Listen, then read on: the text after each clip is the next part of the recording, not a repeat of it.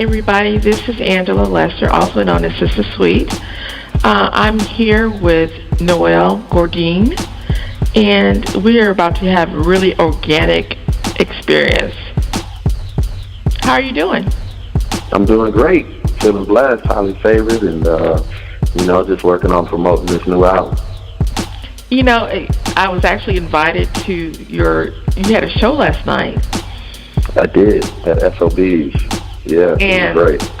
I was invited, and I had to tell the person, I really live in Memphis, so right. I can't come. But how was the show? It was great. It was great.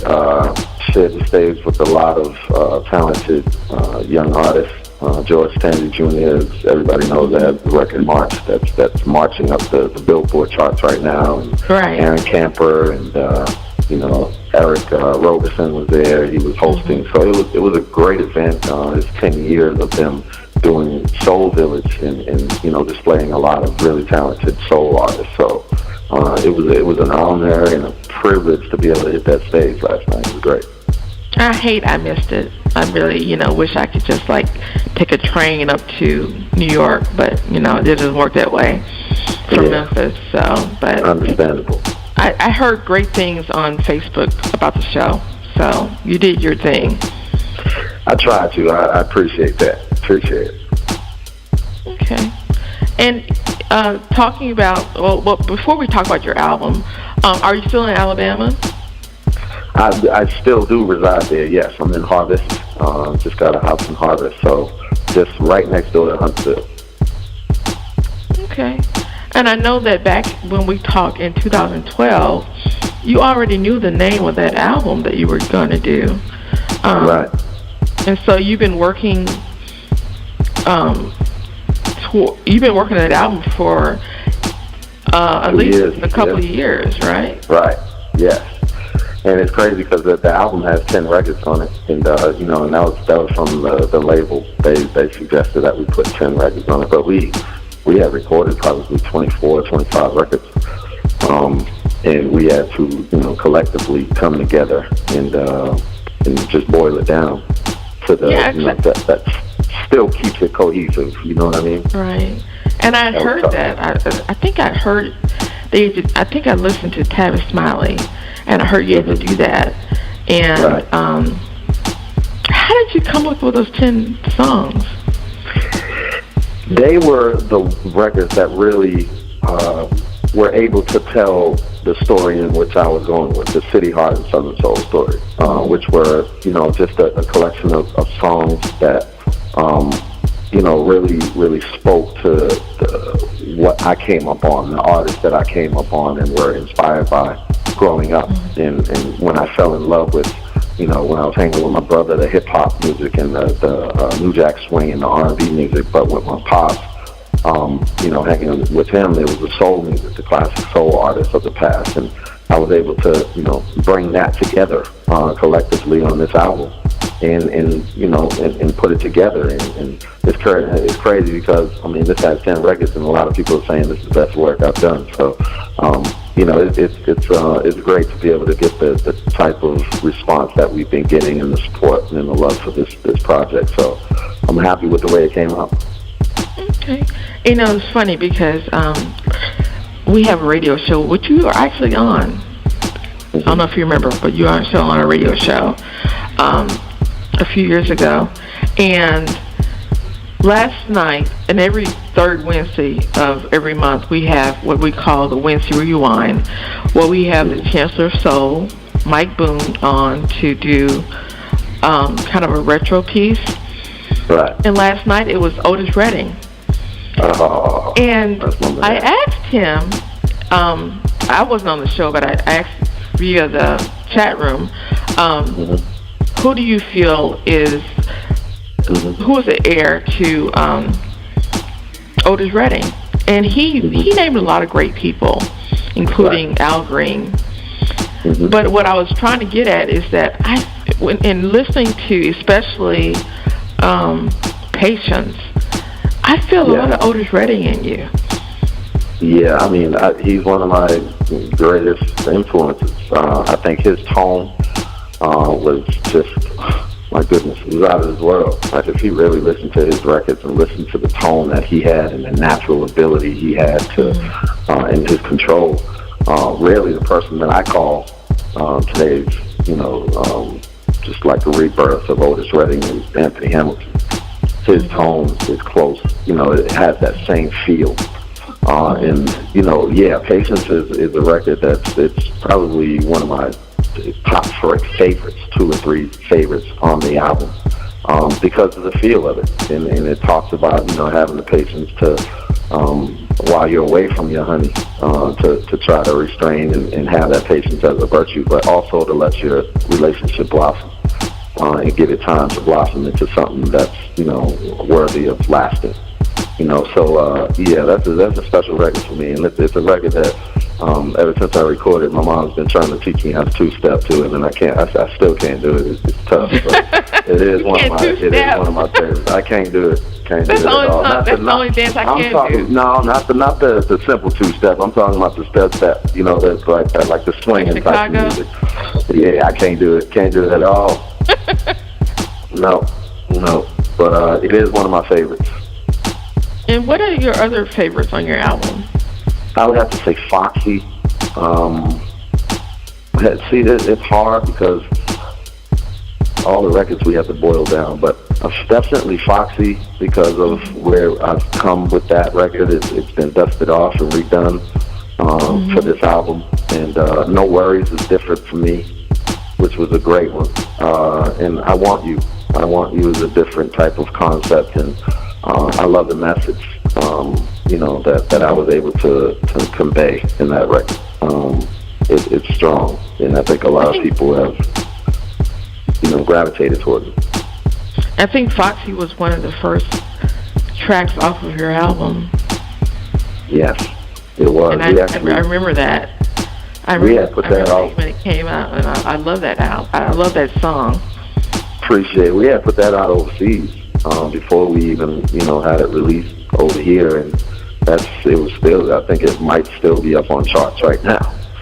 We put that out a year and a half ago, and people really love it. And, it's great to finally be able to dust it off and put horns on it and really make it shine the way we intended for it to shine, out the gate. So it feels good to finally be able to put that on the album and let people hear it. The last time we talked, you talked about, and I asked you about the fact that there were live instruments on your last album. Mm-hmm. Were you able to do that on this album?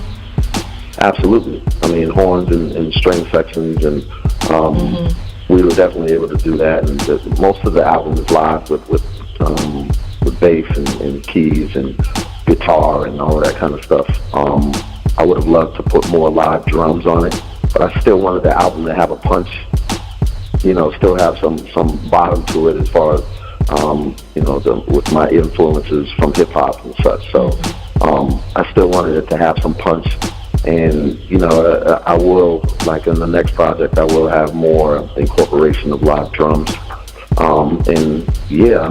It's always good to be able to have that, because that's what my foundation is that true soul music and that organic live instrumentation, and so you can really tell it's got that authentic sound. So I don't think I'll ever take a step back as far as that anymore. It just feels right.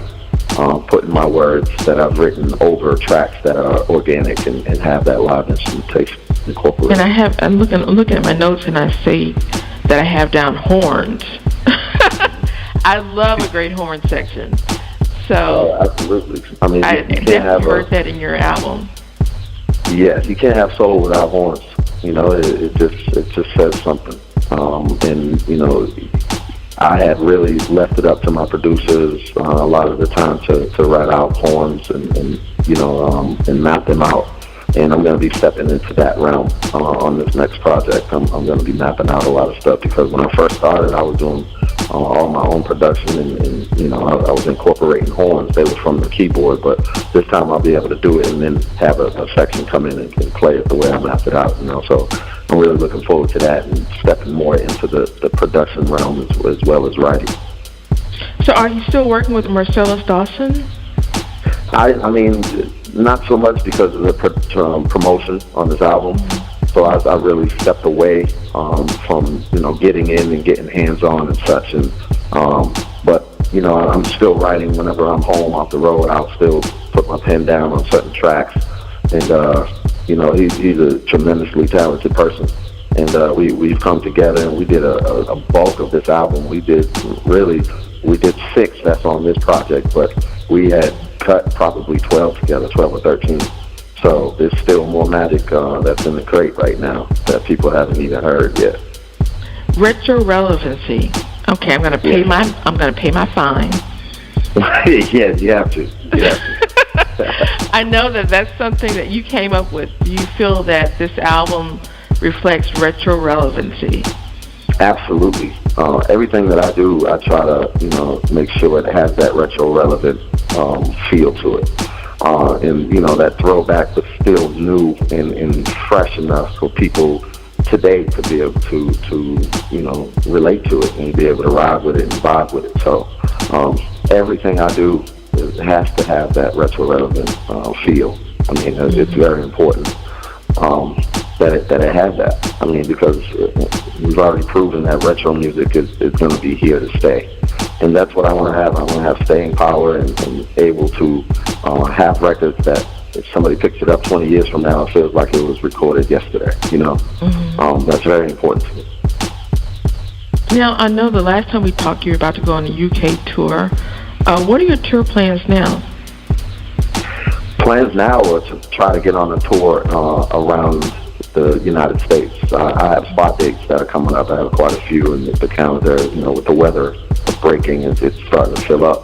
But I would love to get on a tour with artists in the same vein. And I've been talking to my label, to Shaniki, and we're in works. We're thinking about it and talking about it right now because there's so many great artists at Shaniki that we'd be able to do that. And we're talking about doing that now. So it's in the works, and I'll keep everybody informed on my social media pages and such. So definitely got to come to Memphis.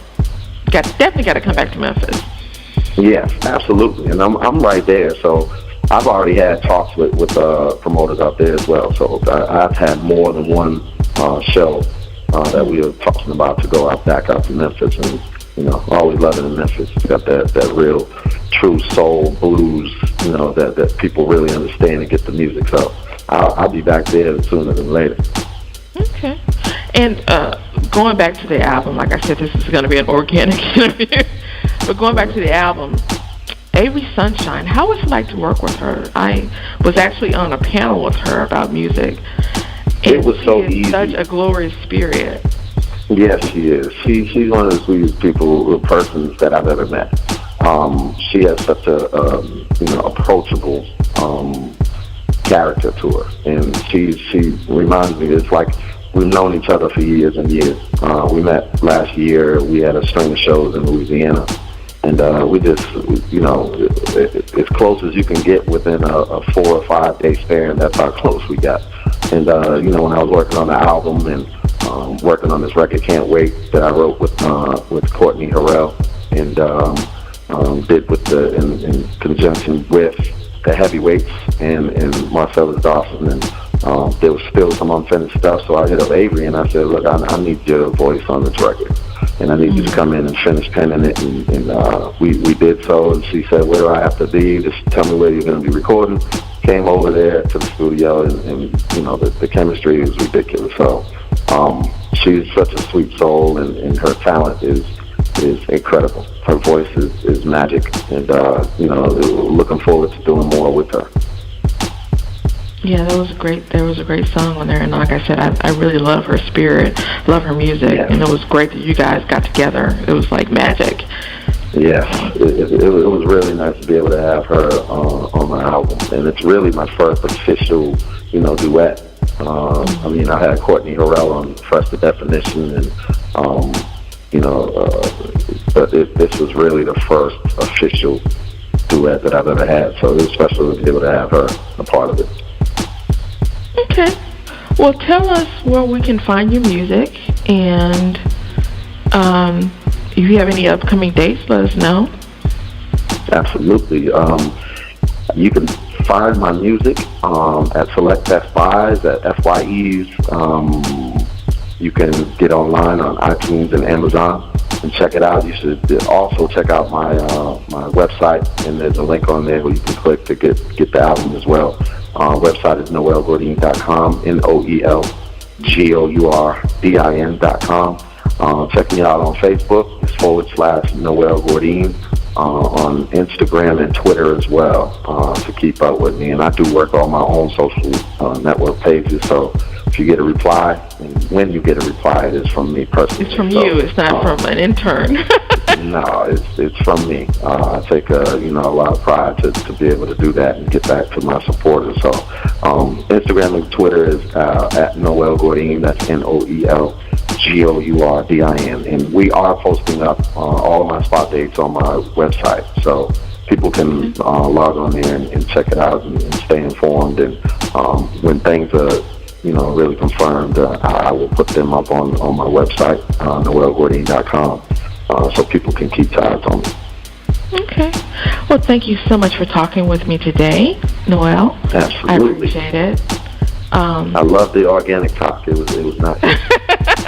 Thank you so much. I was so worried because I'm even now I'm having trouble with my computer, but thank you so much for being so patient with me and for me just going all over the place. So thank you a lot.